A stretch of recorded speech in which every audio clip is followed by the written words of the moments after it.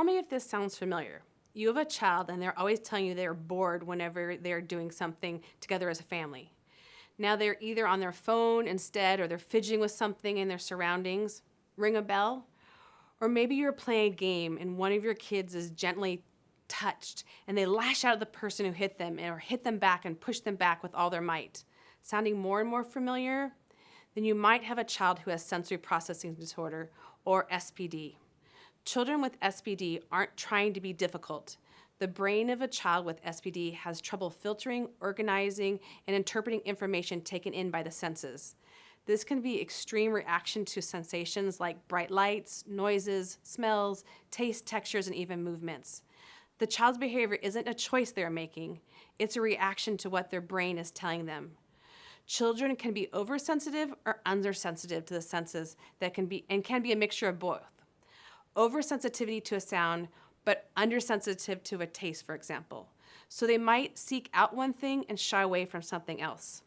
So what do you do for your child who struggles with sensory processing disorder? The good news is that most children, as they get older, will have learned what they need to do to get the input or lack of input in their lives. If they are someone who seeks out movement, then they tend to be the child who plays sports or is physically active. If they're the child who shies away from certain sounds, then they know not to put themselves in these situations. Unfortunately, this isn't always true, and sometimes you will have a child with sensory processing disorder who is having a rough day and you might not know what to do. So here are a couple quick tips. Number one, allow your child sensory breaks. This may mean that you give them permission to move around from time to time during homework, or maybe they have to fidget they can use to get the sensory input they're looking for. Each child is different, so don't be afraid to ask them how you can support them in getting what they need to make it through these times. Number two, be understanding to certain smells, especially lotions, colognes, and perfumes. Many people with SPD have trouble with different smells, so be aware that a room of boys wearing different cologne or girls wearing different perfume may be overwhelming for some children.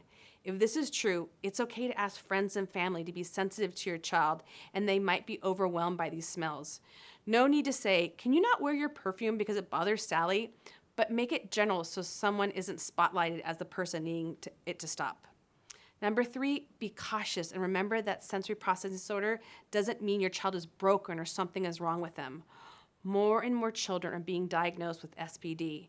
It doesn't mean that there's something wrong with your child, but just that God created them different and unique. Their IQ isn't any different, but they just feel, see, or hear, to name a few things, differently than others. It's okay to ask them for clarification of what they need or don't need so you can best support them in different areas of their lives. Number four, what you think is bad behavior can be sensory seeking, so treat it as such. Often a child with SPD will do something impulsive or misguided, and our first reaction is to see it as a behavior problem and not something that they can't control. Reprimanding a child for what you think is bad behavior will only make the child feel more isolated and alone. Next time when you can get them alone, ask them about the choice they made and how you can support them next time to see if a different choice is available. Number five, sensory processing disorder can look a lot like ADHD. Often children with SPD get misunderstood for ADHD. Remember that sensory processing disorder is related to our senses. When looking at the challenges of SPD, look at them through the lens of which sense it is affecting, and is your student seeking it out or shying away from it?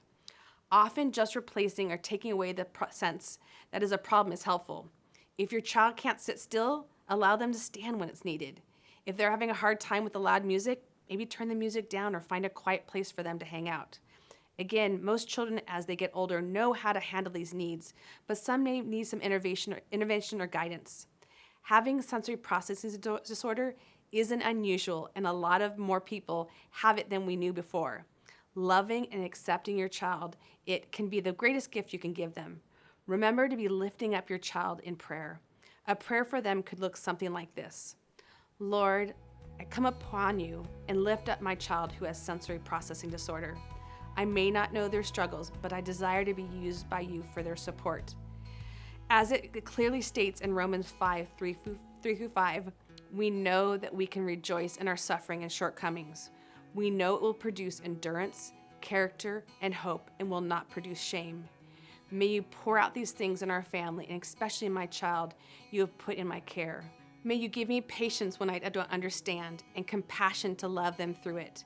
In your precious name, amen.